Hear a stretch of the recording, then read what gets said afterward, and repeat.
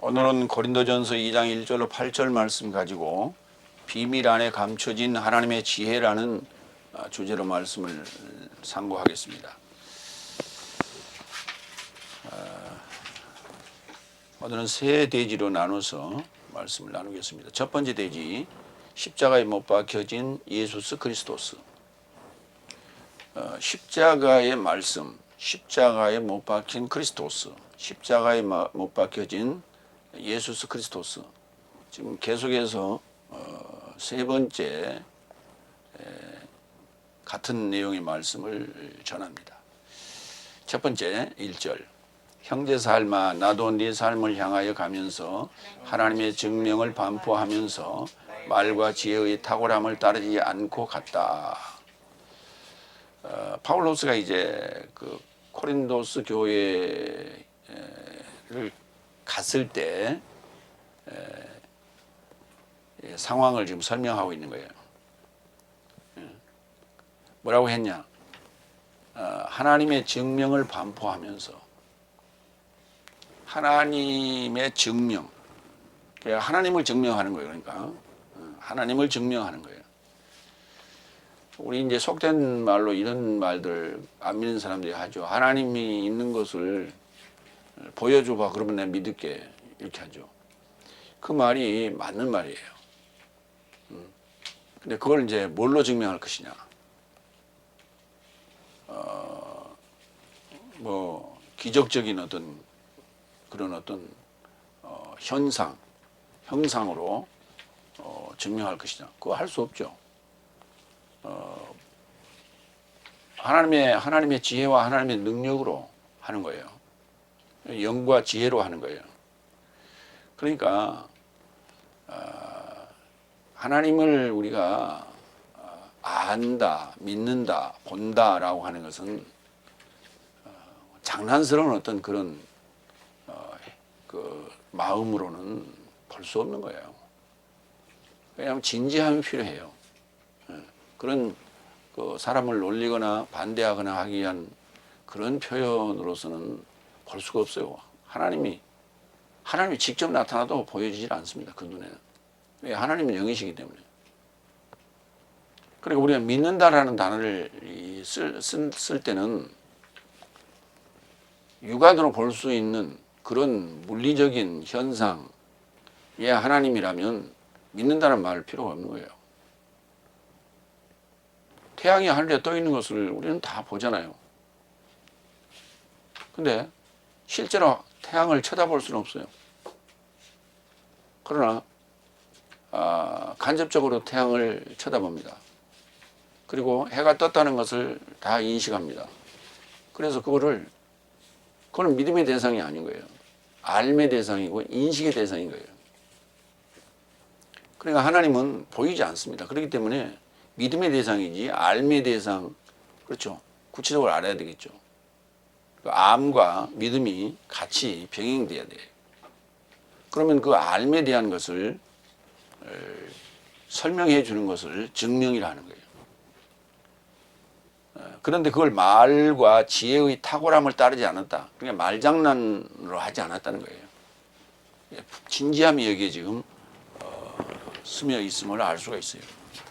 그건 조금 이따 설명하기로 하고, 거기에 이제 첫 번째 시작하는 단어가 형제 삶아 그랬어요.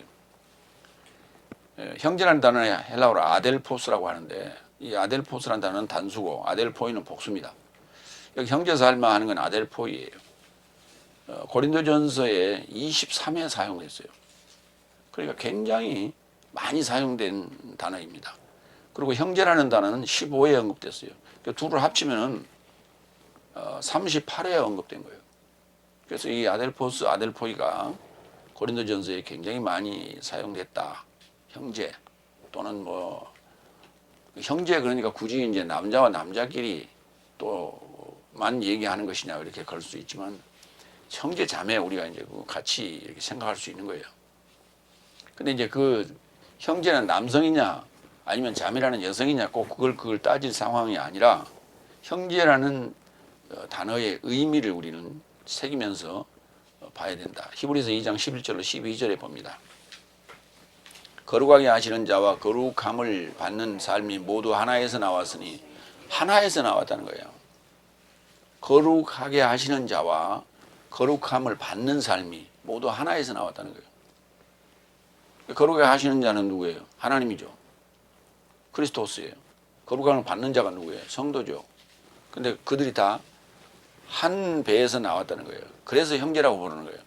이러한 이유로 저 삶을 형제 삶으로 초청하시길 부끄러워 아니하시고, 12절 말씀하시되 내가 주의 이름을 내 형제 삶에게 통보하고 내가 주를 교회 중심 안에서 찬송할 것이다. 내가 주의 이름을 내 형제 삶에게 통보하고, 거기 형제 삶이 누구예요? 성도들을 얘기하는 것이죠. 이 말씀을 하는 이는 지금 파울로스 지도자죠. 말씀을 전하는 증인이고 사도예요. 그래서 형제 삶이라고 하는 것이, 형제라는 게 이제 우리 배다른 형제도 형제라고 합니다. 그러나 그러니까 이제 구약에서는 그런 배다른 형제들도 있고 친형제도 있고 그렇습니다. 그러나 그건 이제 육체적인 것이고, 영적인 측면에서 모두 하나님으로부터 나왔다. 하나님으로부터 나왔다. 그래서 형제라 부른다. 이렇게 표현했어요. 그러니까 그 표현을 38회나 했다는 것은 굉장히 이 부분에 대해서 강조하고 있다. 그래서 13장에 가면 사랑이라는 단어가 나와요. 사랑이라는 것과 형제라는 것과는 상당히 아주 연관성이 많고 친한 단어다. 이렇게 볼 수 있어요. 그 다음에 하나님의 증명을 반포하면서 말과 지혜의 탁월함을 따르지 않고 갔다.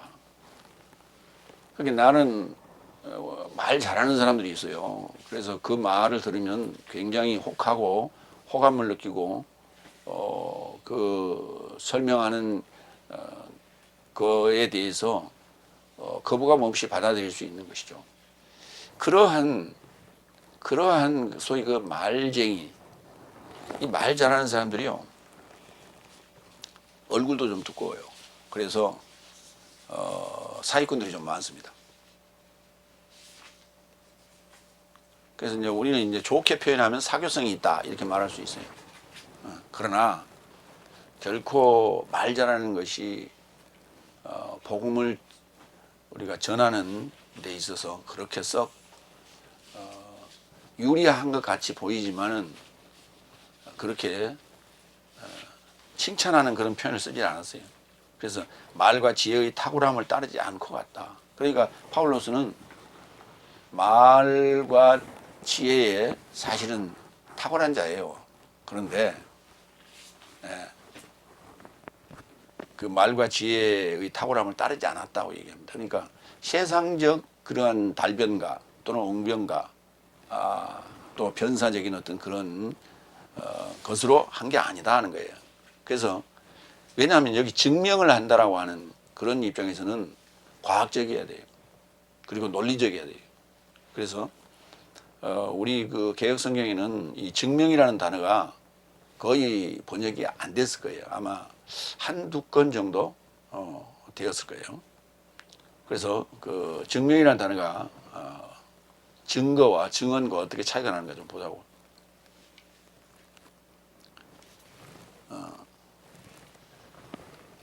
이 증명이라는 단어는 마르튀리온, 증명, 중성명사예요. 마르튀레오라는 동사, 증언하다에서 왔어요. 그리고 마르튀리아라는 단어는 증거입니다. 그건 여성명사예요. 그 다음에 마르튀스, 이게 남성명사인데 증인이에요. 증인. 그러니까 우리가 이제 증거하다 이렇게 개혁성경에는 그렇게 번역을 했는데, 동사를 증거하다라는 단어는 우리 국어사전에 없어요. 증언하다지. 우리가 이제 이 단어가 제대로 쓰이는 곳은 국회 청문회 같은 데 할 때 그때 정확하게 표현을 해요. 증인 똑바로 증언하세요 이렇게 얘기하잖아요. 근데 만약에 거기다 증인 똑바로 증거하세요 그러면 이상하잖아요. 그러니까 증언한다는 것은 뭔가 그 본 것이나 들은 것이나 아는 것을 그 많은 사람들 앞에 또는 심판대 앞에서 이렇게 드러내놓는 것을 우리가 증언이라고 그래요. 증언하다 이렇게 얘기하는 게. 증거하다라는 말은 증거라는 것은 명사예요. 증거, 증거물. 그 증거를 대세요. 그러잖아요. 증거를 대세요. 할 때 그 증거물로 뭐 영수증이나 아니면 뭐 서류나 아니면 뭐 전화 통화한 내역이나 그런 것들을 이제 우리가 증거물로 제시할 수 있는 것이죠. 그래서 증거라는 단어는 증거물 이렇게도 이제 연결할 수 있는 것이죠. 자, 증명이라고 하는 마르티리온이라는 단어의 한번 쓰임새를 봅시다. 마태복음 24장 14절.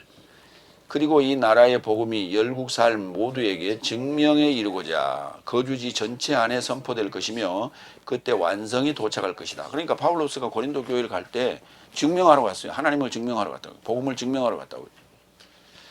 이와 같은 그 상황이 나라의 복음이라고 하는 것이 열국 사 모두에게 증명에 이르고자 거주지 전체에 선포될 것이다. 그때 완성이 도착할 것이다. 그러니까 복음의 완성이 언제냐? 완성이 이제 끝이 아니에요. 그 이제 우리는 그러면 모든 게 다 끝나버리는 거예요. 끝나버리는 어떤 그런 느낌을 가지죠. 그런데 완성이라고 하는 것은 각자가 다 다르죠. 각자의 상태, 각자의 성향, 각자의 노력에 따라서 그 완성되는 게 다르죠. 그래서 나라의 복음이 완성되는 것은 열국 사 모두에게 증명되기 위한 어떤 그 선포가 필요해. 캐리그마. 그러니까 증명돼야 돼. 지금 현재 복음은 현재 지금 지구상에 전해지고 있는 복음은 증명이 아니에요. 그냥 증언하고 있는 거예요. 증거하고 있는 거예요. 예. 근데 참 희한한 게 국회의원들 중에요. 그 크리스찬들이 많아요. 크리스찬들이 많은데 그 사람들이 신문할 때는 증언하세요 그렇게 얘기해요. 그런데 교회 가서는 또 증거하다 그래요. 참 뭔가 앞뒤가 안 맞는 소리들을 하고 있다 이렇게 볼 수 있고요. 다음 증언하다 또 증언이 아니라 증언하다 마르티레오 동사 그 다음에 마르티리아 증거 요 두 단어가 같이 쓰인 데를 보겠습니다. 요한복음 5장 31절 32절 만약 내가 나에 관하여 증언한다면 나의 증거는 참되지 않는다 이렇게 봐야 되는 거예요. 나에 관하여 증언하는 자가 다른 자이다. 나에 관하여 그가 증언하는 증거가 참되는 것은 참되다는 것을 나도 알아본 것이다. 예수님께서 하신 말씀이에요. 예수님께서 하신 말씀인데 나에 관해서 내가 증언한다면 나의 증거는 참되지 않다. 그럼 나에 관하여 증언하는 자가 따로 있다 그랬어요. 그분이 누구냐? 하나님이에요. 아버지를 얘기하는 거예요. 계시록 13장 14절로 16절 봅니다. 여기 증인에 대해서 보겠습니다. 그리고 라오디케이아 안에 있는 교회의 사자에게 기록하라. 아멘이요 믿음직스럽고 진실한 증인이요 하나님의 창조의 시작이신 분이 이 삶을 말씀하신다. 네가 차갑지도 않고 뜨겁지도 않은 내 노력 삶을 알아보았노라. 원컨대 네가 차갑든지 뜨겁든지 했으면 한다.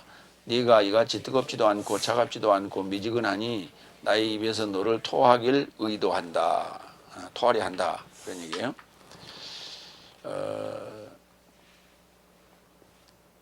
여기 아멘이요 믿음직스럽고 진실한 증인이요. 아멘이요 믿음직스럽고 진실한 증인이요. 그러니까 증인은 그래서 증인이 선서를 합니다. 증인 선서. 내가 그 증언하는 내용이 거짓을 고했을 때는 거기에 대한 위증죄를 달게받겠다 이런 선서를 합니다. 그래서 그 증거가 증인이 말하는 그 증거의 그 내용이 진실해야 돼요. 그래서 믿음직스러워야 돼요. 그러니까 결국은 달변가의 이야기가 아니라 진실하고 믿음직스럽다고 하는 거예요. 이게 중요한 거예요. 복음은 핵심이 그거예요. 근데 사람들은 달변가를 찾아다녀요. 왜? 하나님께서 저렇게 만들어줬다. 하나님을 이렇게 증언하는 데 있어서 그게 그 논리적이고 과학적인가를 생각해야 돼요. 근데 하나님은 과학적이라고 생각하는 사람이 많잖아요. 근데 그게 그러니까 공부를 제대로 못해서 한 거예요. 말씀으로 우주를 창조하셨다 이렇게 얘기해요. 그 말씀으로 우주를 창조했다는 것은 우주가 물리적인 세계거든요. 이 물리적인 세계는 반드시 법칙에 의해서 창조가 이루어집니다. 그 법칙이라는 게 뭐예요? 물질, 보이는 물질, 이 물리적인 그 성질은 반드시 플러스와 마이너스가 둘이 결합해야 돼요. 그래야 그 물질이 나타나는 거예요. 이게 과학이에요. 거기에서 조금만 어긋나면 그 성질이 아닌 다른 성질로 나타나요. O2를 우리가 산소라고 그러는데 그 O가 두 개라는 얘기예요. O가 두 개가 O2인데 그 산소에 우리는 그것을 호흡하고 마시고 내뱉고 마시고 내뱉고 함으로써 우리 목숨이 생명이 유지가 되는 거예요. 그런데 거기에 하나가 더해지면 O3가 되면 오존이라고 그래요. 그게 오존은 어느 일정한 그 농도에서는 살균도 이루어지고 좋은 우리는 효과를 줘요. 그러나 많이 그게 발생하면 호흡기에 장애를 주고 우리 눈 같은데 이 약한 부위에 상처를 줘요. 그게 하나 더해지고 덜해지고에 따라서 그게 우리에게 생명의 그 호흡을 할 수 있는 근원이 되기도 하고 아니면 우리를 해칠 수 있는 요인이 되기도 하는 거예요. 이게 과학이에요. 그러니까 하나님이 그 모든 과학의 법칙을 만드신 분이고 그 법칙에 의해서 창조를 하신 분이에요. 그러면 우리가 하나님을 증명할 때는 과학적이고 논리적이어야 돼요. 근데 그거를 지금까지는 기사와 이적이라고 하는 어떤 두루뭉술, 다시 말해서 성경이 연구되지 않는 상황에서는 보여지는 어떤 기사와 이적적인 그런 신비한 것들을 통해서 하나님을 지금까지 증언해 왔어요. 그래서 그것이 편하거든요. 왜? 성경 연구 힘들어요. 그래서 그렇게 해왔던 그 전례를 지금 쫓고 있는 것이지 바뀌어야 되는데 안 바뀌고 있어요. 그래서 보수적이라는 얘기가 뭐냐면 안 바뀐다는 거예요. 전통적인 어떤 것이 바뀌지 않고 계속 유지되고 있다. 그래서 그걸 보수라고 하는데 그건 보수가 아니에요. 자, 여기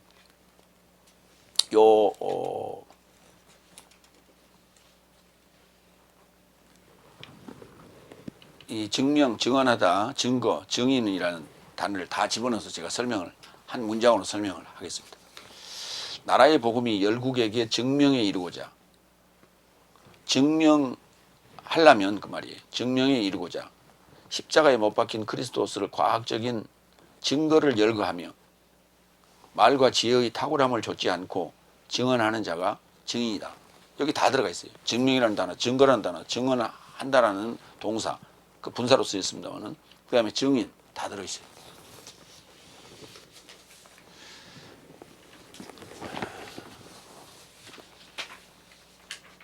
그래서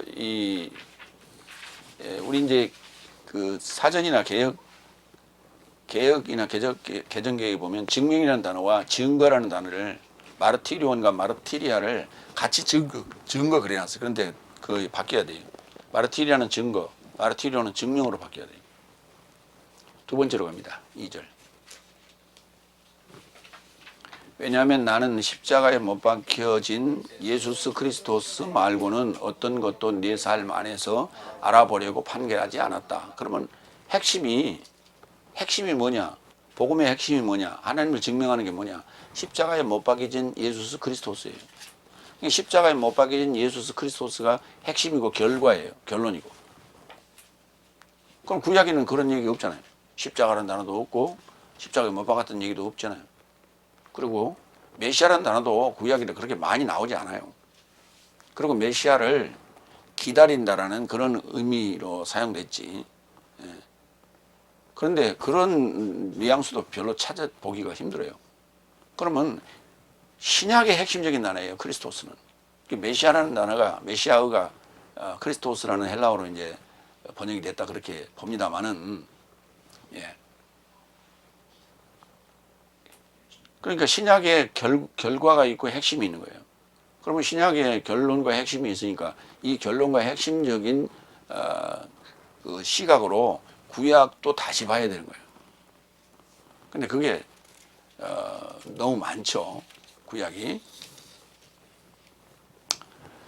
그러니까 십자가에 못 박혀진 예수 그리스도스만을 증명해 이루고자 전했다. 이런 얘기가 돼요. 그러면은 크리스토스 예수스에 대해서 지난 시간에도 말씀드렸고 지지난 시간에도 말씀드렸어요. 왜? 고린도서 1장 18절에도 나오고 24절에도 나오고 오늘 지금 2장에서 또 나와요. 예. 그러니까 지금 이 편지의 시작이 어떻게 됐냐면 고린도서 교회에 분쟁이 있다. 분열이 이제 분쟁화됐다. 그것은 이제 세례를 누구한테 받았느냐. 그래서 파벌이 형성이 됐다는 거예요. 바울파, 개바파, 그리스도파, 이런 식으로. 그래서 그것을 그게 복음이 아니라 그게 교회가 아니라 교회는 복음이라고 하는 핵심, 십자가에 못 박혀진 그리스도스, 십자가에 못 박혀진 말씀, 이 핵심이다 하는 얘기예요. 그 얘기를 또 다시 하겠습니다. 고린도전서 1장 18절로 21절. 왜냐하면 18절이죠. 왜냐하면 십자가의 말씀은 멸망하는 삶에게는 어리석음이나 구원받는 내 삶에게는 하나님의 능력이다. 이 결론이거든요. 그러니까 고린도전서 1장 18절에 시작을 해요. 십자가의 말씀이 뭐냐? 십자가의 말씀이 이게 복음이에요. 십자가의 말씀이 하나님의 능력이고 십자가의 말씀이 그리스도스예요. 그러면 그 그리스도스가 누구냐 그랬죠? 예. 완료 하나님이라 그랬죠. 완료 말씀. 요한복음 1장 1절로 3절.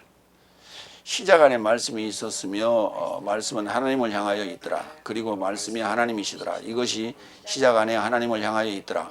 모든 삶이 그로 인하여 발생하였으며 발생한 것이 그가 없이는 하나도 발생하지 않았다. 이 내용은 지금 복음의 태동을 얘기하는 거예요. 복음이 예수님이죠. 그러니까 복음의 완성은 예수님이 십자가에 못 박히는 거예요. 근데 인간 예수가 십자가에 못 박히는 것이 아니라 그리스도스이신 기름 부음 받은 자인 메시아가 십자가에 못 박히는 거예요. 같이 못 박히는 거예요. 그걸 이제 복음이라고 그래요. 왜? 십자가에 반드시 못 박혀 죽어야만이 하나님으로 살 수 있기 때문에 그렇습니다. 그러면 궁극적인 목적은 하나님이에요. 그렇기 때문에 요한복음 1장 1절은 창세기 1장 1절서부터 시작되는 얘기예요. 그래서 복음의 태동이다. 복음이 시작되는 거야. 한 날, 둘째, 넷째, 다섯, 그리고 여섯째 날에 이 얘기를 한 거예요. 시작 안에 말씀이 있었으며 엔 크리스토, 엔 아르케, 엔 아르케, 헬라어로는 엔 아르케, 히브리어로는 베레시트가 되는 거예요. 그 베레시트 안에 말씀이 태동하고 있었어요. 그걸 태동하고 있어서 도도히 흘러오고 있었어요. 언제까지? 여섯째 날까지. 그래서 여섯째 날에 그 말씀이 예수 그리스도스로 탄생돼요. 현현. 그 얘기를 하려고 지금 요한복음 1장 1절에 이걸 시작을 하는 거예요. 자, 마가복음 1장 1절에 뭐라고 그랬냐? 하나님의 아들 크리스토스 예수스의 복음의 시작이다. 예. 그러니까 창세기 1장 1절서부터 말라기까지도 복음이에요. 근데 복음인데 하나님의 아들이 나타나지 않았어요. 거기서는. 근데 이제 복음서에서 하나님의 아들이 나타나요. 그가 누구냐? 예수스 그리스토스. 그리스토스 예수스. 그걸 복음의 시작이라고 그러는 거예요. 그걸 복음의 시작. 그러니까 구약에서는 그걸 복음이라고 하지는 않았어요. 그런데 그것도 복음이에요. 그냥 복음의 태동. 그래서 그렇게 제가 거기를 구약을 복음의 태동이라고 그리고 그 과정이라 이렇게 이름을 붙인 거예요. 그러면 예수님이 탄생함으로 말미암아 복음은 시작된다. 왜? 그 실체가 드러나기 때문에. 왜냐하면 실체가 드러나서 하나님을 증명해야 되는 거예요. 실체가 드러나지 않으면 하나님을 증명할 방법이 없어요. 그냥 막연한 저 하늘의 태양을 쳐다보며 하늘의 달을 쳐다보며 그리고 저 지나가는 상수리 나무, 응? 눈에 보이는 어떤 그런 소위 능력 있고 힘 있고 강력한 어떤 것들을 다 숭배하게 되는 거예요. 그게.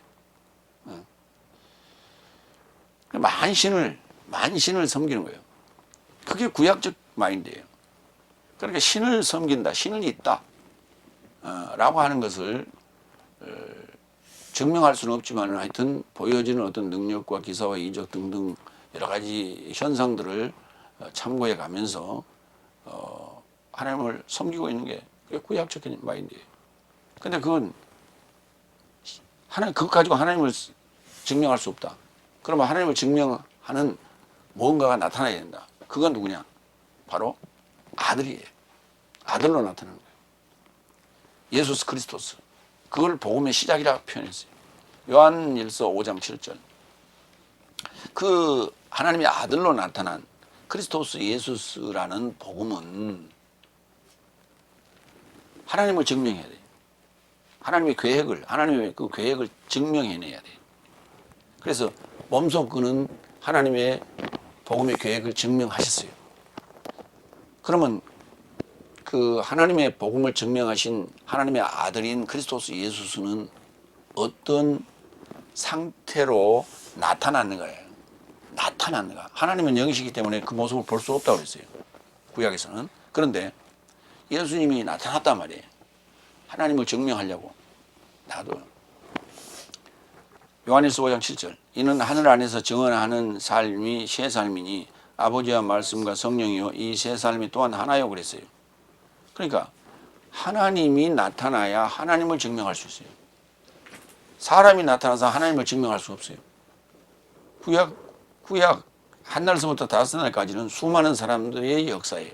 그런데 그들이 하나님을 증명하고자 하나님을 알고자 하나님과의 관계 속에서 하나님의 명령을 받고 하나님의 예언자들에 의한 그러니까 우리 일반적인 다섯째 날까지 신앙생활이에요. 그게. 근데 거기에서 하나님을 증명하지 못했어요. 왜? 하나님이 안 나타났기 때문에. 그러니까 하나님이 나타났다는 말은 무슨 말이냐면 아들로 나타나게 되는 거예요. 그 이름은 예수스 그리스토스. 그런데 그 예수스 그리스토스로 하나님이 나타났단 말은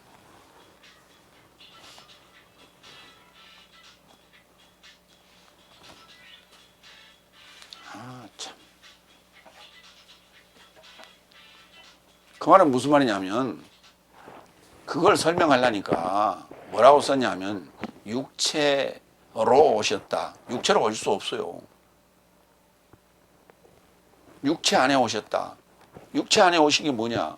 그러면 육체 안에 오셨다라는 것은 육체 안에 오셨다라고 표현할 때 그걸 우리가 어떻게 이해하느냐? 영이 육체 안에 들어오는 걸로 이해한단 말이에요. 그럼 귀신이 들락날락 하는 것하고 같은 개념으로 이해한다고. 지금까지 그래 왔어요. 근데 그게 아니라는 거예요. 영이, 신이 나타나려면 삼위일체의 조건을 갖춰야만이 우리가 보이는 현상체로 실체로 모습을 드러내게 되는 거예요. 그게 바로 요한일서 5장 7절이에요. 아버지와 말씀과 성령 이 세 삶이 하나로. 아버지 곱하기 말씀 곱하기 성령 이꼬르 1 하나로. 그게 실체예요. 그러니까 하나님의 실체가 나타났다는 거예요. 하나님의 아들 크리스토스 예수스 그 복음의 시작이라는 것은 하나님의 실체가 나타났다. 뭔 조건으로? 삼위일체 조건으로. 아버지와 말씀, 곧 말씀의 아들이라고 그랬죠. 그리고 성령. 요 세 요소가 결합되면은 실체라는 예수님이라는 모습으로 드러나게 되는 거예요. 그럼 지금 예수님이 없는데 어떻게 우리가 하나님을 증명할 것이냐. 그래서 땅에서 증언하는 이가 또 셋인데 물과 피와 영이 또 결합되어서 또 하나로. 이게 사도예요. 그러니까 하늘의 정의는 내 안에서 이루어지는 거고 땅의 정의는 내가 밖으로 토해내는 거예요. 이게 지금 복음의 비밀인 거예요. 복음에 대한 증명인 거예요, 이게. 그것을 말하는 걸 증언하다 또는 그 내용들을 이제 하나하나 그 납계의 그 요소들을 증거라고 하는 거예요. 갈라디아서 2장 19절로 20절. 왜냐하면 나는 법으로 인하여 법으로 죽었나니 이는 하나님으로 살고자 합니다. 그래서 내가 그리스도스와 함께 십자가에 못 박혔나니 나는 더 이상 살지 못하고 내 안에 그리스도스께서 살고 계시니 지금 내가 육체 안에 사는 것을 나를 사랑하사 내게서 초월하여 자신을 넘겨주신 하나님의 아들을 믿음 안에서 사는 것이다. 자, 나는 법으로 인하여 법으로 죽었나니 하나님으로 살고자 합니다. 이게 뭐냐면 이게 비밀이에요. 그리고 이게 지혜예요. 이거를 깨달아야만이 깨닫는 것을 우리가 하나님의 지혜를 내가 받았다 이렇게 얘기할 수 있어요. 내가 그리스도와 함께 십자가에 못 박혔나니 나는 더 이상 살지 못하고 내 안에 그리스도께서 살고 계시니 그냥 이게 우리가 예수님의 십자가 사건을 그냥 저렇게 그냥 말로 표현한다. 나의 고백이 이렇게 돼야 된다. 이런 차원이 아니에요. 이거는 실제로 내 안에서 이루어지는 사건이에요. 그러니까 이 비밀의 지혜를 이해해야만 돼. 이게 비밀이에요. 근데 이걸 지금 그냥 대충 암송 구절로만 그냥 둘둘 외우고 말아요. 그럼 그걸 증명해서 설명해야 되는데 증명하며 설명을 못해요. 그러니까 그냥 어디 인용구로 그냥 살짝 사용하고 마는 거예요. 나는 법으로 인하여 법으로 죽었나니 이건 이제 개역 성경에는 우리 번역 성경에 이렇게 안 돼 있어요. 그거 한번 볼까요? 뭐라고 돼 있는가? 지난번에도 한번 봤던 것 같은데 갈라디아 2장 19절.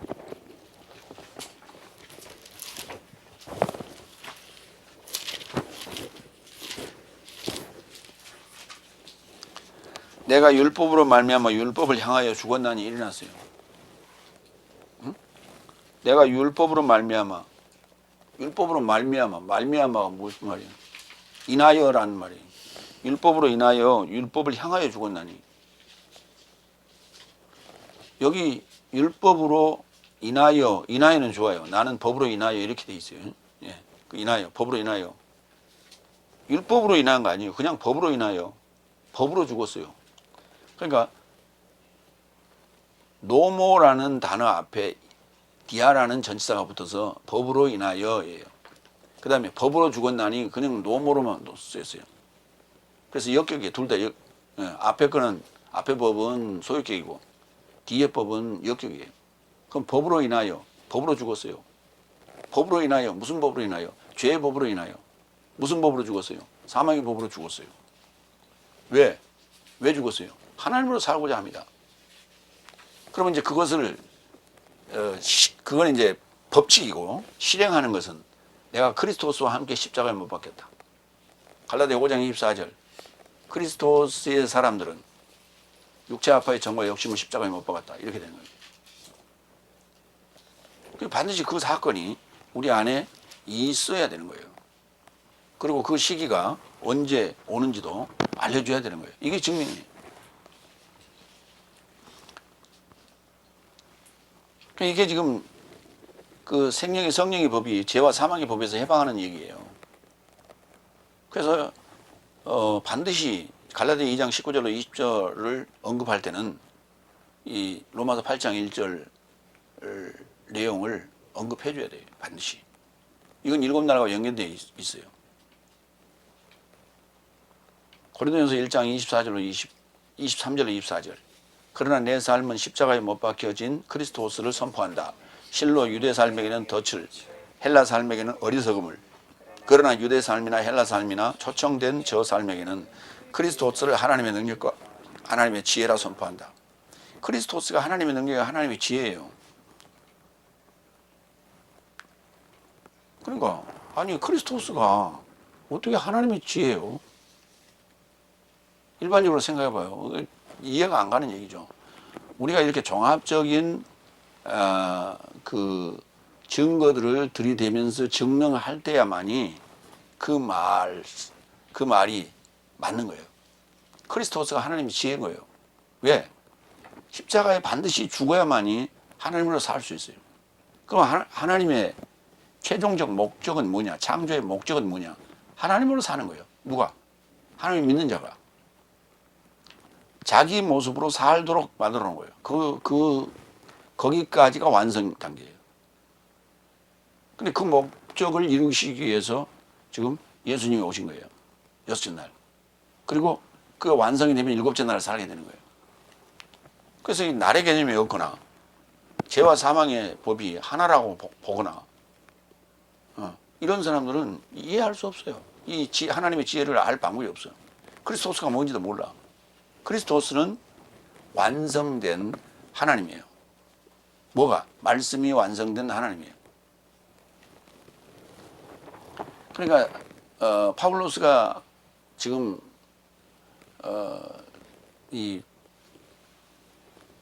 서신서를 쓰면서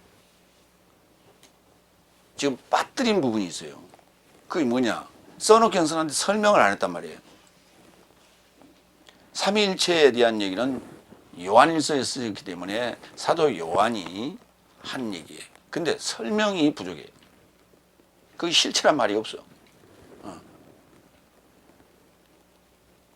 그런가 하면 여기 크리스토스를 수없이 언급하는데 크리스토스가 말씀의 완성, 말씀의 그 완료, 하나님이라고 하는 이 표현을 안 했어요. 그 부분이 지금 좀 부족한 부분이다. 그래서 그것은 전체적인 맥락을 다 이해하고 그 증거들을 다 모아놓으면 그 소리가 나오게 돼 있다. 그게. 근데 그게 시간이 한참 걸리죠. 두 번째로 갑니다. 고린도서 2장 3절로 5절. 네 삶의 믿음이 하나님의 능력 안에 있다. 믿음이 어디 있다고요? 하나님의 능력 안에 있다. 하나님의 능력이 뭐냐? 그리스도스라 그랬죠. 그러니까 말씀이 완료된 하나님 안에 있어요. 뭐가? 믿음이. 그러니까 우리가 믿는 믿음이 최종 목적지는 뭐냐? 바로 그리스도스예요. 완료 하나님이에요. 믿음이 하나님의 능력 안에 있어야 돼요. 그러니까 이제 이렇게 얘기해. 야, 나는 믿으려고 해서 믿은 게 아니라 그냥 믿어졌어. 내 의지가 아닌 하나님이 그렇게 하신 거야. 그걸 하나님의 능력이라고 얘기해요, 우리는. 논리적으로 그게 맞으면은 믿게 돼 있어요. 근데 방향이 같아야 돼요. 방향이 반대로 돼 있는데, 안티 마인드인데 아무리 논리적으로 설명해도 그 사람은 믿으려고 하지 않아요. 그럼 그걸 엉덩이에 뿔렀다고 그러는데 그 사람은 아무리 설명해도 안 돼. 논리적이든 과학적이든 손에 쥐어줘도 안 돼. 반드시 같은 방향을 향해 가고 있을 때라는 전제가 필요합니다. 그래서 그 방향 전환을 하기 위해서 우리가 넷째 날이나 다섯째 날에 기사와 이적이 필요했던 거예요. 그래서 그 기사와 이적은 방향 전환을 하기 위한 것이지 믿게 하기 위한 하나님의 그 상황이 아니에요. 그래서 반대로 가고 있던 자들을 방향 전환을 해준 거예요. 이스라엘 백성이 애굽에서 나올 때 안 나가겠다고 그러잖아요. 안 나가겠다 그랬어요. 왜? 하나님의 그 계획의 비밀을 몰랐기 때문에. 그러나 그들은 당장 몸이 고달프니까 모세 저놈이 우리를 와서 더 못 살게 한다. 우리 안 나가겠다. 이렇게 한 거예요. 그러나 궁극적으로 내몰리게 되죠. 나가지 않으면 안 되게 돼 있어요. 왜? 마지막 10번째 재앙이 애굽의 그 장자들을 치니까 그들이 애굽 사람들이 보따리 쌓고 와서 제발 좀 너희들 나가라. 너희들 때문에 우리 애들 다 죽인다. 어? 대가 끊어지게 생겼다. 이건 집집마다 초상집이다. 그러니까 더 이상 사태가 벌어지기 전에 좀 나갔으면 좋겠다. 금붙이 싸들고 와서 보따리 쌓고 와서 나가라고 한 거예요. 그래서 다 나온 거예요. 떠밀려서. 야, 하나님의 대단한 능력이죠. 근데 문제는 그게 그 자체가 방향 전환일 뿐이라니까. 왜? 광야에 나와서 그들은 또 먹을 물이 없거나 배고프니까 뭐라고 했어요? 다시 가자. 그랬잖아요. 방향 전환을 했는데도 불구하고 그런 거예요. 이렇게 믿는다는 건 어려운 겁니다. 그래서 믿음이 최종적으로 완성되는 크리스토스, 하나님의 능력 안에 있어야 돼요. 그걸 믿음이라고 하는 거지. 그 전에 믿고 있는 그 단계에는 언제든지 변심할 수 있는 거예요. 세 번째, 3절. 그리고 나는 약함 안에서 두려움 안에서 심한 공포 안에서 네 삶을 향하게 되었다. 아니 복음 전하러 가는 얘가 이렇게 배짱이 없어서 쓰겠어요? 그런데 무식하면 용감하다는 말이 있어요. 무식하면 용감하다. 이러한 복음의 비밀을 하나님의 그 지혜를 알지 못하는 이들은 무식해요. 그래서 굉장히 용감해요. 금년 2021년도 4월 초파일 날 무슨 일이 벌어졌습니까? 그 절간 앞에 가서 말이죠. 프랑카드 걸어놓고 거기 가서 찬송가 틀어놓고 그런 무모한 짓을 한단 말이에요. 무식하면 용감한 거예요. 그러나 복음을 제대로 아는 자는 절대 그런 행동하지 않습니다. 그런다고 해서 그 사람들이 돌아옵니까? 그 가장 기본적인 걸 몰라. 그게 가장 기본적인 뭐예요? 옷을 벗기는데 바람하고 태양하고 둘이 시합을 했다는 거 아니에요? 저 지나가는 사람의 옷을 누가 벗기나 보자. 바람을 세게 불었어요. 바람을 세게 부니까 모자가 날아가려고 하니까 모자를 탁 잡잖아요. 벗겨진 옷이 벌렁벌렁 거리니까 단추를 다 잠그고 끈으로 매잖아요. 그래야 결코 옷을 벗길 수가 없죠. 난 더 이상 안 되겠다. 그러면 네가 한번 해봐라. 태양이 그 뜨거운 볕을 확 내리쬐니까 아이고 더워 하면서 모자도 벗고 울통도 벗고 바지도 벗고 다 벗어버린 거예요. 이걸 햇볕 정책이라고 그래요. 믿음, 상대를 믿게 하는 것도 그런 과정이 필요한 것이 강압적으로 되는 게 아니다. 자, 이 부분에 대해서 이제 나는 나약함 안에서 두려움 안에서 심한 공포 안에서 너희를 향해서 갔다. 이 얘기가 이제 고린도 후서에 또 언급이 또 돼요. 고린도 후서 13장 3절로 5절에 네 삶이 내 안에서 선포하는 크리스토스의 확증을 구하고 있다면 뭘 구하고 있다면? 크리스토스의 확증을 구하고 있다면. 예, 그러니까 이제 오늘 크리스토스에 대한 설명을 듣고 고린도후서 13장 3절을 읽어보니까 이렇게 했단 말이에요. 네 삶이 내 안에서 선포하는 내가 지금 증명에 이르고자 지금 선포를 하고 있고 증언하고 있어요. 근데 그 크리스토스의 확증을 구하고 있다면 그 말이에요. 우리는 확증을 구해야 돼요. 크리스토스는 내 삶에게 이르고자 약하지 않으시고 오히려 내 삶 안에서 강하시다. 그러니까 밖에서 어떤 우리를 강하게 인도하는 그런 그 나폴레옹 같은 존재가 아니란 말이에요. 네 안에서 너에게 힘을 내공을 주는 그런 분이란 말이죠. 왜냐하면 그리스도께서 나약함에서 십자가에 못 박히셨다면 오히려 하나님의 능력에서 사셨으니 그 하나님의 능력에서 사셨다는 얘기가 그리스도예요. 내 삶도 저 안에서 나약하나 네 삶에게 이루고자 하나님의 능력에서 저와 함께 살 것이다. 그리스도스에 이르게 되면 산다는 거예요. 그러니까 그리스도스의 그 복음의 비밀을 그걸 이해하게 되면 그 지혜를 갖게 되면 너도 갈라디아서 2장 19절처럼 살게 된다. 하나님으로 살게 된다 이 말이에요. 5절 네 삶이 믿음 안에 있거든 네 삶 자신을 시험하고 네 삶 자신을 확증하라. 바로 이 부분이에요. 5절. 이 부분이 나를 나약하게 만들고 나를 두렵게 만들고 나를 공포스럽게 만드는 거예요. 왜? 나를 늘 시험해 봐야 되니까. 다시 말해서 돌다리가 있는데 돌다리도 두들겨 보고 가라 그랬어요. 아니, 우리가 돌다리를 두들겨 보고 가야 돼요? 출렁다리를 두들겨 보고 가야 돼요?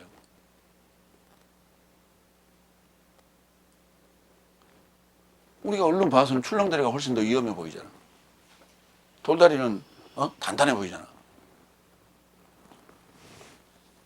그 출렁다리는 원래 그렇게 만들어놨어요. 출렁출렁 거리게끔. 그래서 그 출렁거리고 있다면 정상인 거예요. 돌다리는 가만 있죠. 정지되어 있죠. 그러나 가운데가 툭 끊어졌다면 딱 밟고 가면 뚝 떨어지겠죠. 그래서 그 테스트 하는 거예요. 페일하죠. 그래서 네 자신을 확증하는 거예요. 뭘로? 그리스도스로 확증하는 거예요. 독특하죠. 예수 그리스도께서 네 삶 안에 계신 줄을 네 삶이 스스로 인식하지 못하느냐? 그렇지 않으면 네 삶이 불확증자다. 불합격자다고요. 그러니까 그리스도스에 도달했으면 합격. 그 그리스도스에 도달하려면 뭐 해야 되죠? 아까 죄의 법으로 인하여 사망의 법으로 죽고 하나님으로 살게 되는 거예요. 이걸 그리스도스라고 그래요. 그리스도스의 확증 이렇게 얘기하는 거예요. 그러니까 나약함이 결국은 나약한 게 아니라는 거예요. 왜? 그리스도스라는 확증을 위해서 그것이 하나님의 능력이고 하나님의 강함이에요. 그걸 위해서 우리는 그 나약함도 때로는 필요하다. 어제 코로나19 백신을 맞으러 갔는데 그 의사가 이제 이렇게 주사를 놓으면서 이렇게 딱 만지더니 힘 빼세요. 나 힘 뺐거든. 힘 뺐는데 힘 빼라고 자꾸. 왜? 어깨에 힘이 들어가면 이 주사액이 들어가질 않아요. 이 근육이 바짝 긴장하면. 그래서 힘 빼라고 자꾸 그러더라고. 그러니까 십자가에 우리가 죽는 것도 빨리 죽는 것이 뭐냐면 힘 빼야 돼. 그럼 빨리 죽어요. 근데 그 안 죽겠다고 바등바등거리면 안 죽어요. 나약함이라는 게 그런 거예요. 그러니까 그래서 그 과정이 이제 십자가에 못 박히는 과정을 아주 적나라하게 묘사를 했죠. 그 박석에서 판결을 받고 거기서 군졸들에게 조롱을 당하고 머리에 가시관을 쓰고 그리고 자기가 질 십자가를 그걸 짊어지고 골고다 언덕을 향해서 올라가잖아요. 그러니까 그 가는 과정에서 완전 기진맥진 해버린 거예요. 그러니까 십자가에 가서 옆구리에 창을 찌르니까 물과 피가 쏟아지면서 금방 돌아가신 거예요. 그러니까 안 죽으려고 발버둥 치고 하지 않았다 이 말이에요. 그래서 그 모습이 그 당시에 믿는 자들 그리고 예수를 추종하는 자들의 입장에서는 너무나 나약하고 너무나 힘없고 정말 어쩌면 저렇게 조용하게 그냥 반항하지 않고 그럴 수 있을까? 어쩌면 뭐 배신감, 어쩌면 허망함, 뭐 이런 것들이 막 교차했겠죠. 만감이 교차했을 거예요 아마 그 순간에 그 자리에 있었다면. 그러나 결국은 사흘 후에 부활하신다라고 하는 이 믿음이 있었고 그것이 하나님의 계획의 최종 목적지였기 때문에 그것을 향해서 조용했어요. 왜? 그래서 십자가에서 마지막 하신 말씀이 다 완성했다. 다 이루셨다 그랬죠. 그거 완성했다.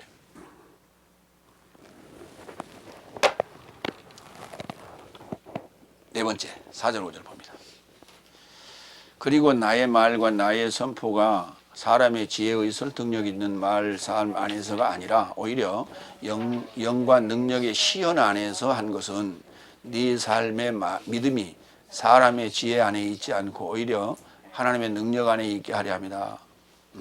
그 이제 너무 좀 길어요. 줄이면 이런 게. 네 삶의 믿음이 사람의 지혜롭고 설득력 있는 말에 있지 않고 하나님의 영과 능력 안에 있다. 아까 같은 말이죠. 나왔던 얘기예요. 그러니까 우리의 믿음이 어디 있어야 돼?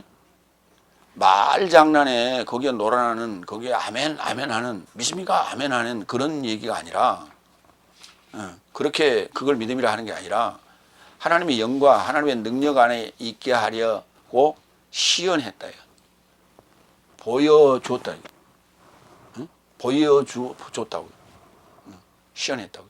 그 시연이라는 단어는 아포데익시스라는 단어인데, 데이크님이가 보여주다예요. 거기에 아포가 붙었어요. 분리해서 보여주는 거예요. 그러니까 분리해서 보여준단 말이에요. 무슨 말이에요? 상자 안에 있는 것을, 상자를 싹 그냥 다 벗겨서 이렇게 아포. 그래서 보여준 거예요. 어디 뭐 숨김없이 그냥 다 풀어서 속까지 뒤집어서 그런 얘기예요. 그걸 이제 시연이라는 표현을 썼어요. 시현. 거기 시연이라는 단어가 그 한문이 하나 잘못되어 있죠. 밑에 부분입니다. 위에 게 아니라 그 4절에 있는 게 밑에 부분, 그게 맞아요. 시현. 위에 거는 그 시연이 잘못됐어요. 시현. 보일 시자에 그 나타날 현자를 썼죠. 요한일서 5장 6절. 이분은 물과 피로 인하여 오신 분이시니 그리스도스이신 예수스이시다. 물 안에만 아니로 오히려 물과 피 안에 오셨으니 증언하시는 이가 영이시니 이는 진리가 영이기 때문이다. 자, 하나님의 아까 영과 하나님의 능력 안에 있게 하려 함이라 그랬죠. 거기에 영이 등장하는데 하나님은 영이시라 그랬죠. 하나님의 영이에요. 하나님의 영이 하나님이에요. 그런데 하나님의 영이 하나님인데 왜 하나님의 영이란 말을 썼을까? 증언하시는 이가 영이에요. 그러니까 우리가 생각하는 하나님은 증언 안 하면 하나님이 아닌 거예요. 복음에 대해서 증언을 하는 자가 하나님이에요.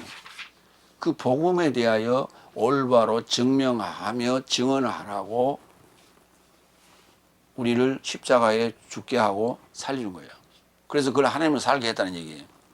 그가 하나님의 영이에요. 일곱째 날에 하나님으로 사는 자의 증언, 이게 하나님의 영이에요. 근데 그 내용은 진리해야 돼요. 능력 마찬가지. 아까 십자가의 말씀, 십자가에 못 박힌 그리스도스, 예수 그리스도스가 하나님의 능력이라고 했죠. 예. 고린도전서 1장 8절, 1장 18절. 왜냐하면 십자가의 말씀은 멸망하는 삶에게는 어리석음이나 구원받는 삶에게는, 내 삶에게는 하나님의 능력이다. 이렇게 나와 있잖아요.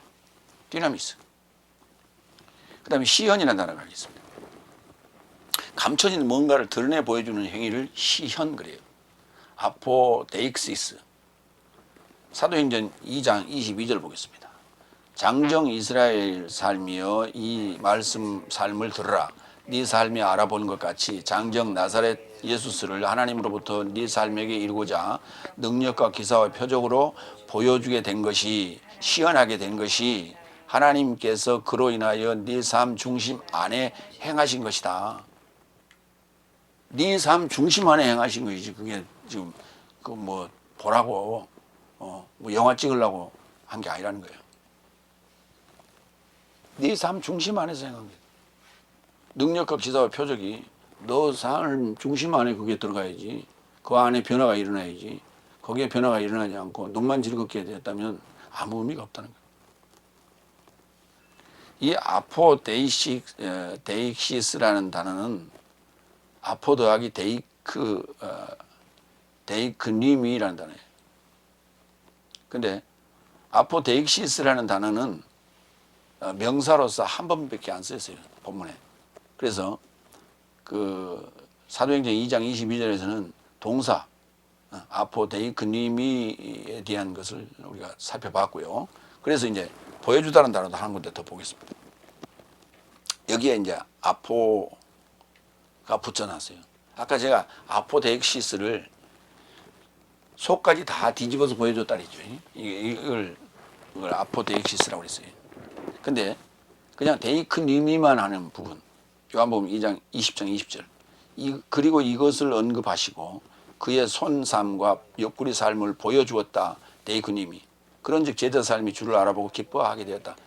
아니 손에 못자국 난 거 이거 속 뒤집어서 보여줄 필요가 없죠. 방법이 없죠. 그다음에 옆구리에 창자국 난 거 이걸 속까지 뒤집어서 보여주게 되면 창자까지 보여줘야 되는데 그 방법이 없잖아요. 그래서 그냥 그때는 데이크님이 근데 감춰져 있는 것을 드러내 보일 때 속까지 다 드러내 보였다 할 때는 아포 데이크님이 이렇게 되는 거예요. 그래서 오늘 영과 능력의 시연 안에서 한 것은 그 말이에요. 그러니까 감춤 없이 하나도 다 남김없이 다 오픈해서 그래서 보여줬다. 그렇게 얘기하는 거예요. 그러니까 이게 증명인 거예요. 이게 증언인 거예요. 이게 증거고 이게 증언하는 거예요. 이게 복음에 대한 해설 또는 복음에 대한 증명 이렇게 우리가 말할 수 있어요. 그러니까 그랬을 때에 우리의 믿음이 그리스도스로 확정되는 것이지 그렇지 않으면은 막연한 믿음, 그렇게 될 것이라는 믿음, 천국 갈 것이라는 믿음 이런 그냥 허공에 떠 있는 그런 믿음들을 우리가 소유하고 될 뿐이라는 거예요. 세 번째로 갑니다. 고린도전서 2장 6절로 8절 비밀 안에 감춰진 하나님의 지혜 오늘 본문에 대한 얘기입니다. 다섯 번째 6절 다 같이 그래서 나의 삶은 완전한 삶 안에서 지혜를 전한다. 이 현세의 지혜도 아니요 이 현세의 폐지되는 삶의 우두머리 삶의 지혜도 아니다. 그러니까 이 현세의 지혜가 아니라는 거예요. 여기 아이온이라는 단어인데 이 아이온이라는 단어가 이가 붙거나 내 맥락상으로 볼 때 현세 그 다음에 내세 두 개가 다 붙어 있을 때가 있어요.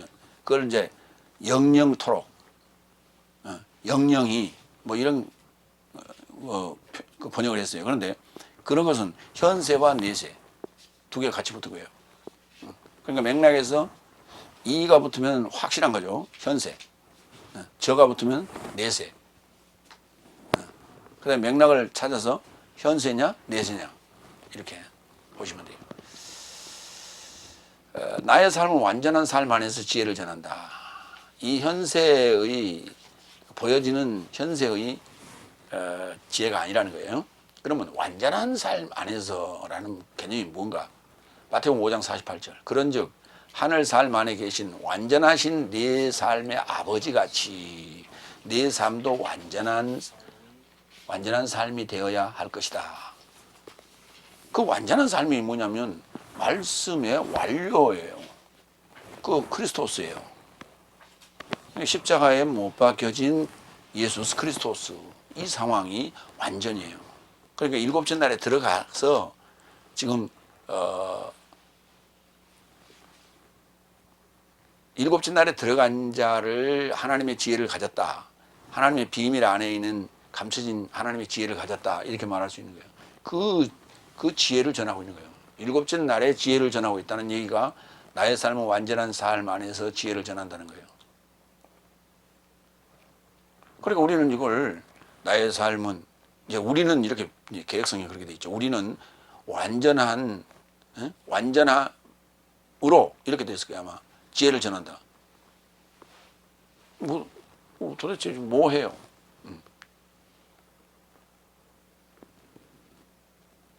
개혁성경 우리가 그 부분 어떻게 되나 보겠습니다. 6절 고린도전서 2장 6절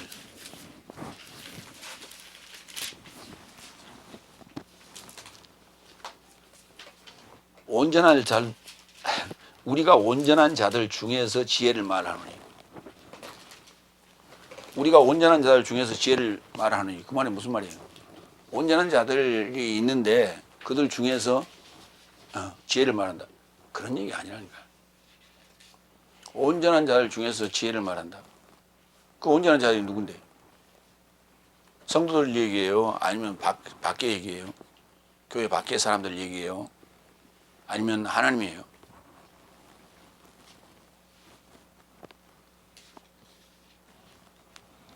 나의 삶은 완전한 삶 안에서 지혜를 전한다니까요. 그러니까 아버지 안에서 전하는 거예요. 크리스토스 안에서 전하는 거예요. 그래서 그 마태복음 5장 48절에 분명히 완전한 자가 누구라는 걸 언급했잖아요. 하늘 살 안에 계신 완전하신 내 삶의 아버지 같이 내 삶도 완전한 삶이 되어야 할 것이다. 이렇게 분명히 언급했어요. 예수님께서 언급하신 거예요. 마태복음 19장 21절 볼까요? 예수께서 그에게 단언하셨다. 네가 완전하게 있기를 원하거든 물러가서 내 시작에 속한 삶을 팔아서 거지 삶에게 주어라. 그러면 하늘 안에 보물을 가질 것이다. 그리고 오라 나와 동행하라. 자, 이 내용으로 볼 때 이제 부자 청년에게 한 얘기예요. 부자 청년이 가지고 있는 모든 재물을 다 팔아가지고 거지한테 주라 그랬어요. 그럼 뭐 먹고 살아라고? 그리고 하늘 안에 보물을 가질 것이다. 하늘 안에 보물이 뭐예요? 다이아몬드예요? 아니면 금이에요? 아니면 보석이에요? 설명한 바가 없잖아요. 그리고 그 보물을 가질 것이니까 그때 나한테 오라는 거예요. 나와 동행하자는 거예요. 만약에 다 팔아서 거지들한테 줬는데 하늘에서 보물이 안 오면은 빈 털터리가 되잖아. 빈 털터리가 돼갖고 예수님한테 가면 예수님 뭐라 하겠어요? 너는 보물 못 받았냐? 예, 아직 못 받았는데요. 그럼 나랑 같이 갈 수 없어. 그럼 나는 뭐요? 낙동강 오리알 되겠네. 그러니까 고민하다 갔죠. 이 말이 무슨 말이에요? 육체 아빠의 정과 욕심을 십자가에 못 박으라는 얘기 아닙니까? 나약해지라는 얘기예요. 거지가 되라는 얘기예요. 왜? 거지 삶에게 하늘나라가 주어진단 말이에요. 하늘 삶의 나라가 주어진다고. 그러니까 하늘 안에 보물이 하늘 삶의 나라예요. 근데 그걸 이해를 못했기 때문에 폐지되어지는 현세의 지혜예요. 현세의 우두머리 삶의 지혜예요, 이게. 그 지혜로는 도저히 예수님이 하시는 말씀, 하나님의 계획서인 성경을 이해할 수 없어요. 그러니까 그런 일반적이고 평이한 내용을 지금 우리가 복음으로 증언해서는 안 된다는 얘기예요. 요한복음 9장 32절. 소경으로 출생된 자의 눈삶을 누가 열었다는 것을 현세에서 들려지지 않았다. 이 소경되었다가 눈 뜬 자 얘기죠, 젊은이. 그런데 소경으로 출생된 자가 눈을 떴다. 우리나라에는 있어요. 신봉사가 눈 뜬 얘기. 근데 그걸 잘 살펴보면요. 신봉사가 눈을 뜨겠노라고 시작하게 된 동기는 그거는 스님을 만나가지고, 그 불교죠. 스님을 만나서 공양미 300석을 그 절에 바치겠노라고 약속을 해버리죠. 그래서 그 공양미 300석을 마련하기 위해서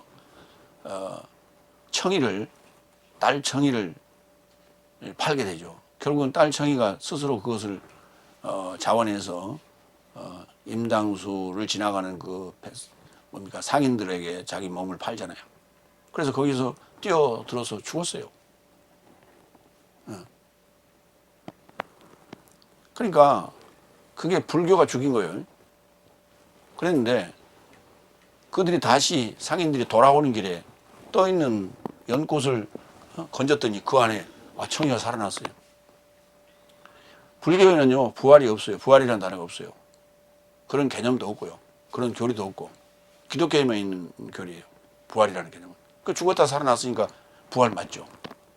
그래서 그가 이제 왕비가 되어가지고 그 맹인잔치를 열었는데 가장 꼴찌로 들어온 자가 바로 심학교 자기 아버지였단 말이에요. 거기 만나가지고 아버지 아직도 눈을 못 떴어 하는 바람에 어디 한번 보자 하고 떴는데 눈이 팍 떠있어요.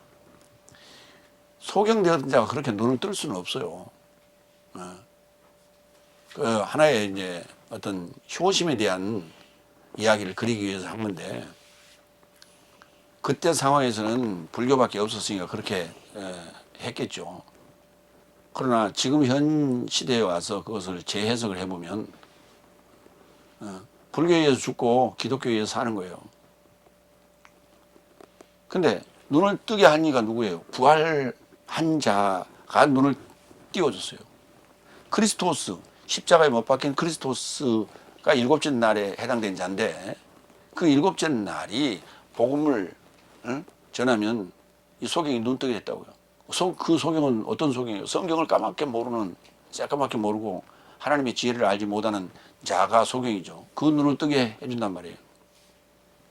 그 얘기를 거기서 여기 심청전은 그렇게 그릴 수밖에 없잖아요. 그래서 기독교가 뮤지컬을 만든다면 그것 만들어야 돼요. 그걸. 고린도후서 4장 3절로 4절. 그러나 내 삶의 복음이 덮여져 있는 것도 멸망받는 삶에게 덮여 있는 것이니 그런 삶 안에서 이 현세의 신이 그리스도스의 영광의 복음의 광채를 저 삶에게 빛나지 못하게 하려고 불신하는 삶의 지각을 눈멀게 하였으니 그리스도스는 하나님의 형상이다. 그리스도스가 하나님의 형상이고 그리스도스가 말씀의 완성이란 말이에요. 완료라고요.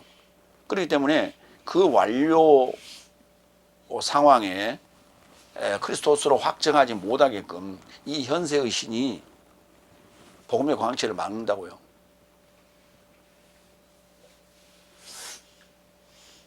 그래서 그 복음의 광채를 막는다고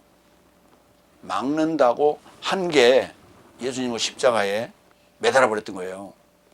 근데 그것이 끝나버린 것이 아니라 하나님의 계획을 완성시켜 준 거예요. 결론적으로.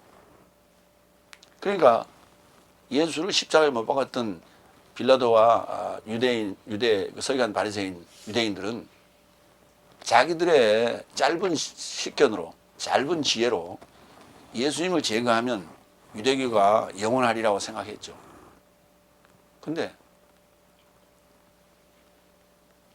그로 말미암아 예수님이 부활하시고 그로 말미암아 로마가 예수님을 죽이는 데 일조를 했었는데 로마가 그 예수님의 탄생 설화를 갖다가 자기들의 건국 시조로 삼아버렸어요.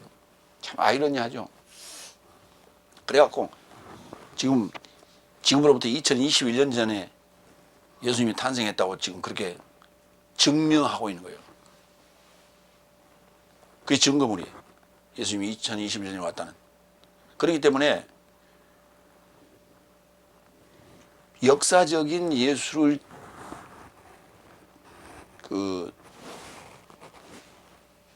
증명하고자 하는 것은 이미 끝났다. 더 이상 교회에서 그 얘기 할 필요가 없어요. 그러면서 확실한 증거도 되지 못하고 애매모호한 소리만 하고 앉았어요. 확실한 증거예요. 저 달력 봐라. 정확한 그게 끝이요. 달력에 지금 금년도 달력이 뭐라고 되어 있냐? 예, 2021년 그렇게 되어 있습니다. 그게 누가 한 소리요? 예수를 죽게 했던, 예수를 십자가에 못 박게 했던 빌라도 그 황제가, 빌라도에 속한 황제가 자기들의 시조로 예수를 삼은 거 아니에요. 500여 년 동안에 자기들의 역사를 다 폐기시켜버리고 새로 역사를 쓴 거 아니에요. 이보다 더 확실한 증거가 어디 있어. 근데 그걸 맨날 교회에서 입증하고 앉았어요.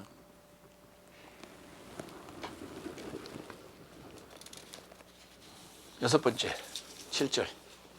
오로지 비밀 안에 감춰진 하나님의 지혜를 전한다.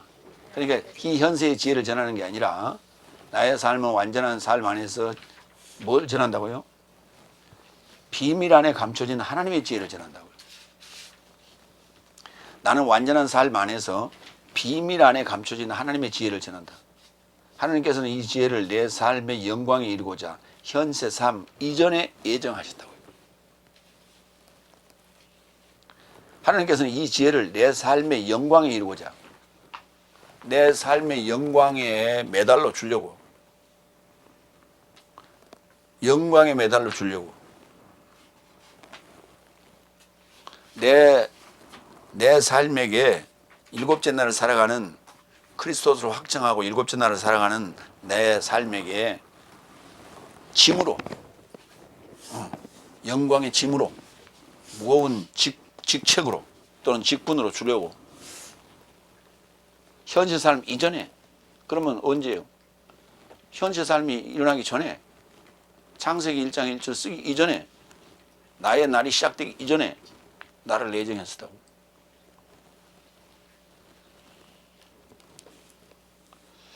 왜 이렇게 수정이 안 됐을까? 내정이 아니라 예정입니다. 마태복음 13장 10절로 12절을 보겠습니다. 그리고 제자 삶이 그에게 다가오면서 언급하였다. 무슨 이유로 비유 삶 안에서 저 삶에게 전하십니까? 그러자 그가 답변하여 저 삶에게 언급하셨다.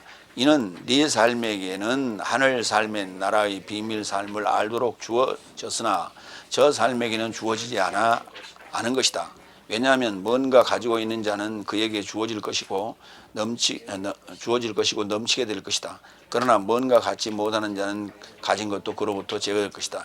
여기 12절에 관한 얘기는 달란트 얘기죠. 그러니까 같은 방향을 보고 추구하는 자에게는 이 비밀이 주어질 것이지만은 그렇지 않는 자들에게는 이 비밀이 주어지지 않는다는 거예요. 그러면 주고 안 주고의 문제냐, 찾고 안 찾고의 문제예요. 같은 방향을 보고 있다는 것은 찾고 안 찾고의 문제지 받고 못 받고의 문제가 아니에요. 그럼 여기 지금 네 삶에게는 하늘 삶의 나라의 비밀을 알도록 주어졌으나 저 삶에게는 주어지지 않았다는 것은 저 삶은 그러니까 구하고 찾지 않았다는 거예요. 구하고 찾고 두드리지 않았다는 거예요. 그게 같은 방향이냐 다른 방향이냐예요. 그러니까 같은 방향을 바라보고 있어야 되는 것이죠. 추구하는 바가 같았을 때, 일치됐을 때 주고 말고 하는 것이지, 서로 딴 방향을 보고 있는데 어떻게 주고받고 해. 손뼉이라는 게 뭐예요? 마주보고 이렇게 해야 소리가 나는 거 아니에요? 꿍짝이 맞아야지. 근데 서로 다른 방향을 보고 있으니 소리가 어떻게 나냐고. 부딪히지도 않는데. 비밀이란 단어는 미스테리온. 우리가 이제 영어로 가면서 미스테리 하죠. 미스테리온에서 온 거죠. 골로새서 1장 26절로 28절. 현세 삶으로부터 그리고 시대 삶으로부터 감춰진 비밀을 이제 그의 성도 삶에게 드러내게 되었다. 그것으로 하나님은 열국 삶 안에서 이 비밀의 영광의 부여가 무엇인지 알기를 원하셨으니 이 비밀은 네 삶 안에 계신 영광의 소망이신 그리스도스이시다. 이 비밀이 네 삶 안에 계신 영광의 소망이신 그리스도스이시라고.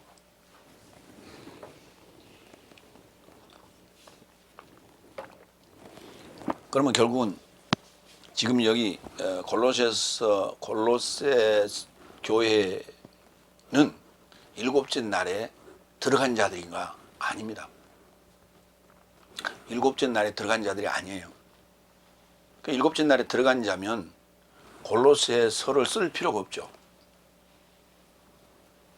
그러니까 고린도 교회나 골로새 교회나 에베소 교회나 빌립보 교회나 이 모든 교회들이 성경에 언급된 이 교회들이 일곱째 날에 아직 들어간 게 아니에요. 그렇기 때문에 그들에게 이 편지를 쓰고 있어요. 이 편지를 쓰고 있는 자는 일곱째 날에 해당되거든요.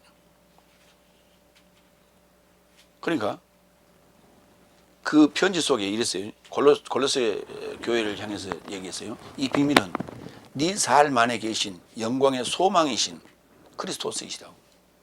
그러니까 아직 그리스도스 말씀의 완성이 안 이루어졌어요.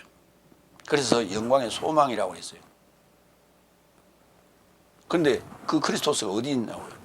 내 안에 있다니까요. 그러니까 소망하는 자, 구하고 찾고 두드리는 자에게 그 비밀은 열릴 것이다. 그러면 누가 전해야 되느냐? 완전한 삶 안에서 일곱째 날 안에서 비밀 안에 감추인 하나님의 지혜를 전해야 돼요. 그 하나님의 지혜는 뭐예요? 크리스토스 얘기예요. 아까 갈라디아서 2장 19절 얘기예요. 죄의 법으로 죽고 사망의 법으로 죄의 법으로 인하여 사망의 법으로 죽고 하나님으로 사는 얘기입니다. 간단하게 설명합니다. 이게 그리스도스의 복음이에요.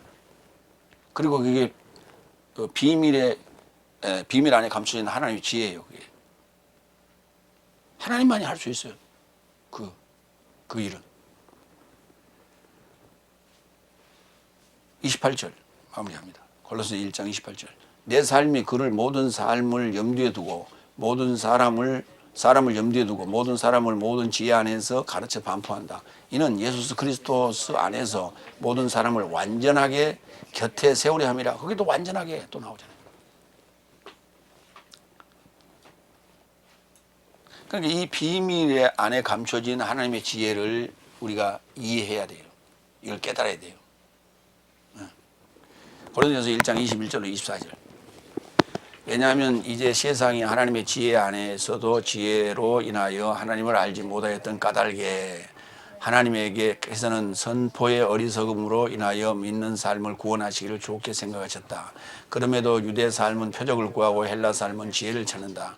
그러나 내 삶은 십자가에 못 박혀진 그리스도스를 선포한다.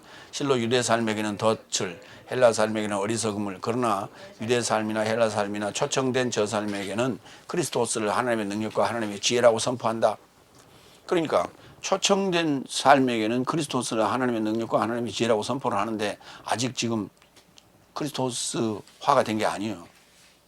그러니까 그리스도스화가 된 것은 됐을 때 그들을 우리가 그리스도인이라고 불러요. 그리스도인이라 크리스찬이라고 부릅니다. 그러니까 크리스찬은 넷째 날, 다섯째 날, 여섯째 날에 크리스찬이라고 부르는 게 아니라 일곱째 날 돼야 사실 크리스찬인 거예요. 크리스티아노스 헬라어로는, 영어로는 크리스찬 그렇게 얘기해요. 그러니까 하나님께서는 그 비밀 안에 감춰진 지혜가 뭐냐면 어리석음이에요. 응? 세상 사람들이 볼 때는 어리석어 보여요. 그게 아니 왜 십자가에서 왜 죽어? 거기서 군대를 하나님의 하늘 군대를 동원시켜 가지고 그냥 아주 그냥 쓸어버리지. 이렇게 생각한단 말이에요. 그랬으면은 그 얘기를 이제 왜 하냐면 이런 거예요.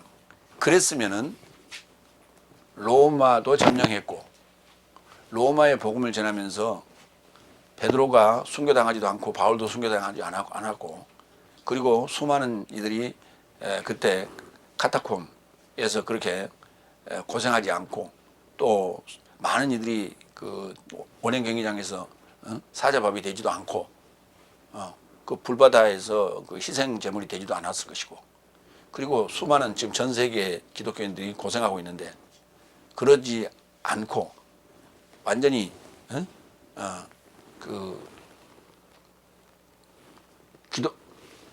신국토 하나님의 국토가 될 거 아니냐 전 세계가.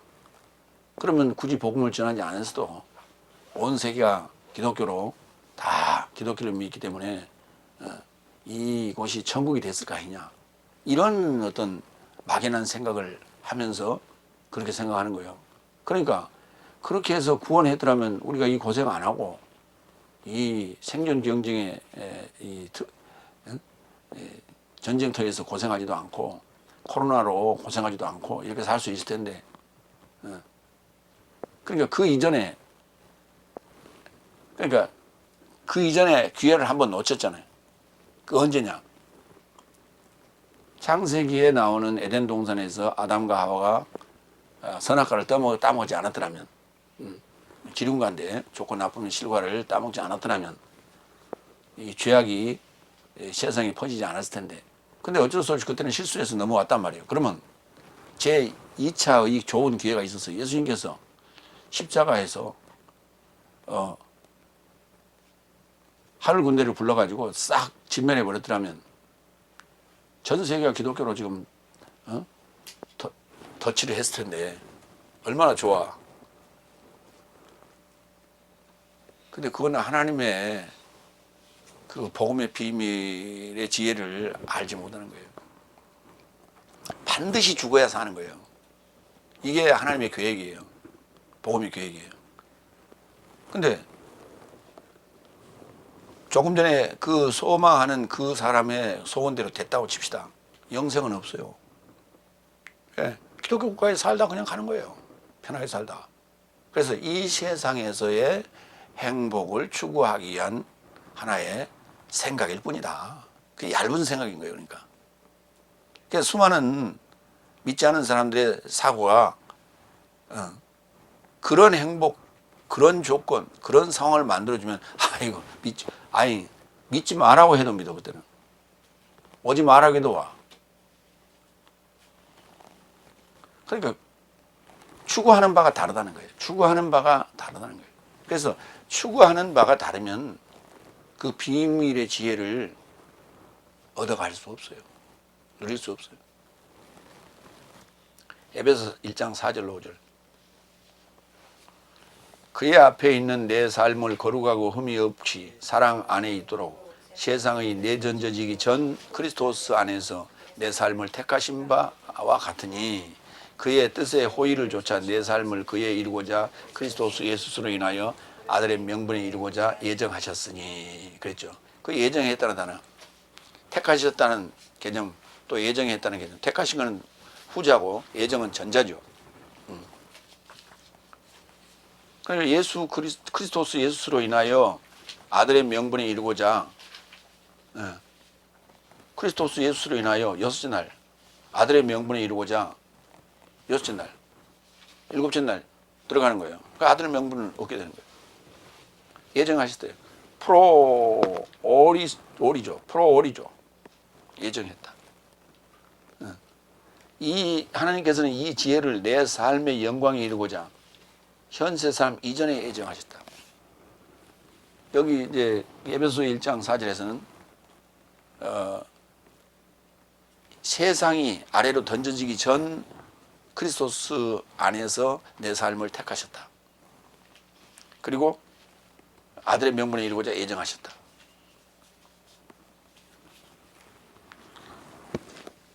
그러니까 예정을 해놨으니까 누구는 믿고 구원 얻고 누구는 믿지 않고 버림받는 이 선택의 유기라는 개념을 예정해 놓은 게 아니라 믿는 자는 선택, 믿지 않는 자는 그건 어쩔 수 없어. 이것을 그리고 크리스토스라고 하는 이 엄청난 비밀의 계획, 이 지혜를 예정해 놨다는 얘기지. 그러니까 안 믿을 사람은 기사와 이적을 보여줘도 안 믿는다니까. 10가지 그 기적을 행해서 그걸 목도하고 애굽에서 광야에 나왔던 자들이 자기의 상황이 불리해지니까 다시 돌아가자고 그러잖아. 그거 어쩔 수 없다니까. 방향을 돌려줬어도 어쩔 수 없어요. 그러니까 기사와 이적을 통해서 방향을 돌려놨더니 교회에 나왔다가 다시 돌아가요, 세상으로. 그거 어쩔 수 없어요. 그걸 어떻게 잡아다 다시 멱살을 잡아다 모가지를 끌어다가 믿게 할 수 있어요? 없다니까. 7번째 8절. 이 지혜를 이 현세의 우두머리 삶이 아무도 알지 못한 것이다.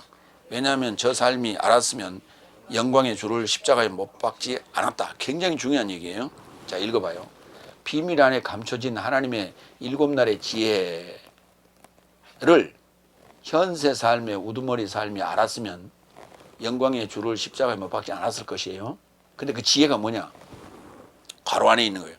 말씀이 아들 예수 그리스도로 탄생하여 아무도 알아서는 안 되는 엄청난 비밀을 선포하였어요.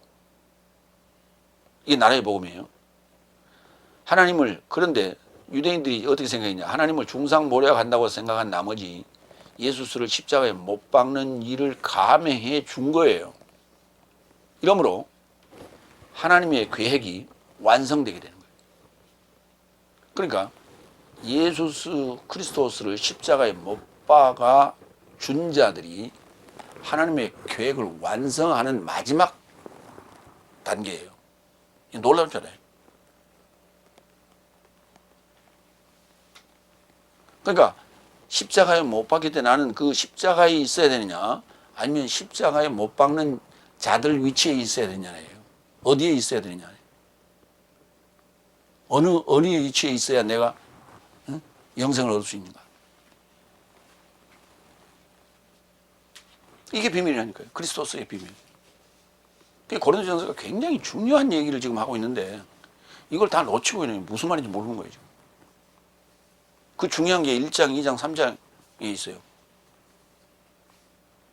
그리고 15장에 있어요. 근데 13장만 가지고 얘기한다고. 사랑은 어쩌고저쩌고. 마무리합니다.